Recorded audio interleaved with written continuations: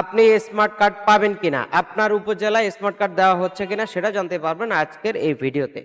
তো আজকের পুরো ভিডিও জুড়ে আপনাদেরকে বিস্তারিত তথ্য জানাবো কোন কোন উপজেলায় বর্তমানে এই ফ্যামিলি কার্ড দেওয়া হচ্ছে।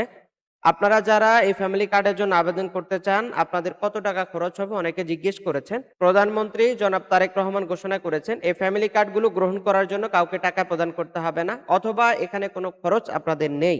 আপনারা যারা এই কার্ডগুলো গ্রহণ করতে পারবেন, এর মধ্যে কোন কোন জায়গা বর্তমানে দেওয়া হয়েছে আমরা দেখেছি। পাইলট প্রকল্পে অর্থাৎ পরীক্ষামূলক ৮টি উপজেলা দেওয়া হয়েছে সারা বাংলাদেশ।